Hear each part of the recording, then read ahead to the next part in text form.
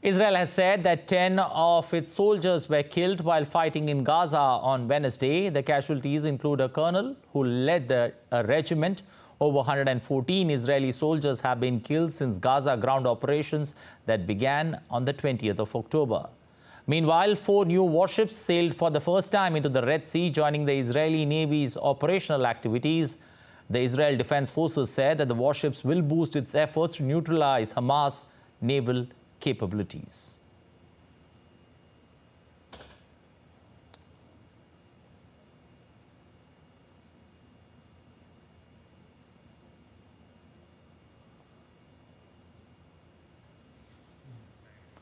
For more of the story, we've got Sara Co joining us right now from Tel Aviv. Sara, good afternoon.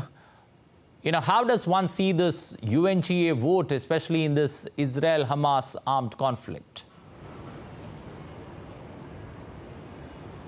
Good afternoon. Well, look, it is non-binding, but what it does show is the increasing isolation of the United States and, of course, Israel from the rest of the world. It's important to point out that no other world powers, leading world powers, came on board with the United States and Israel to oppose this immediate, humanitarian ceasefire.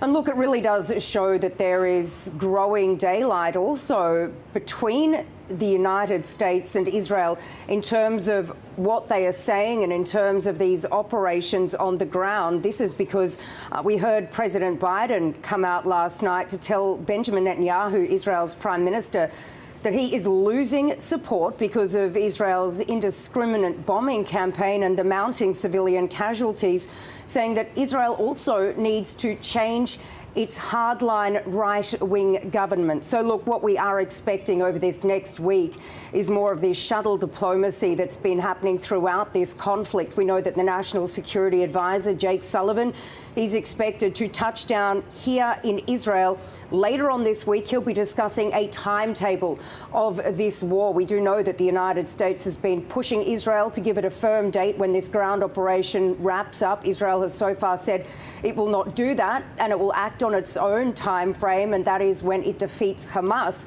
We've also learned that the Defense Secretary Lloyd Austin, he'll be here in the region early next week, and he'll be discussing the humanitarian situation on the ground, with the UN warning that starvation and disease are big threats as this cold winter draws in.